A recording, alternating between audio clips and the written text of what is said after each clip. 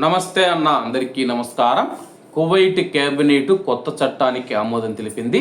వివరాల్లోకి వెళితే కువైట్లో కుటుంబ స్థిరత్వాన్ని, సామాజిక భద్రతను బలోపేతం చేసే లక్ష్యంతో రూపొందించిన కువైట్ తొలి ప్రభుత్వ ఫ్యామిలీ ప్రొటెక్షన్ ప్రోగ్రాంకు కేబినెట్ ఆమోదం తెలిపిందని చెప్పి సామాజిక వ్యవహారాల మంత్రిత్వ శాఖ మంత్రి డాక్టర్ అమ్తల్ ఆల్ హువైలా గారు ప్రకటించారు. కుటుంబ బాలల రక్షణ వ్యవస్థను అభివృద్ధి చేయడానికి, సామాజిక సవాళ్లను పరిష్కరించడానికి ప్రభుత్వం చేస్తూ ఉన్న ఉమ్మడి ప్రయత్నాలకు ఈ కార్యక్రమం నిదర్శనమని చెప్పి ఆల్ హువైలా గారు తెలిపారు.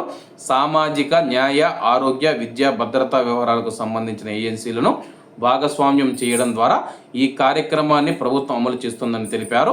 కుటుంబ రక్షణ వ్యవస్థ సామర్థ్యాన్ని మెరుగుపరచడం, చట్టాలు మరియు విధానాలను అప్డేట్ చేయడం, అలాగే అవగాహన మరియు మానసిక సామాజిక పునరావాస కార్యక్రమాలకు మద్దతు ఇవ్వడం వంటి చర్యలు కూడా ఈ కార్యక్రమంలో ఉన్నాయని చెప్పేసి మంత్రి ఆల్ హువైలా గారు తెలిపారు.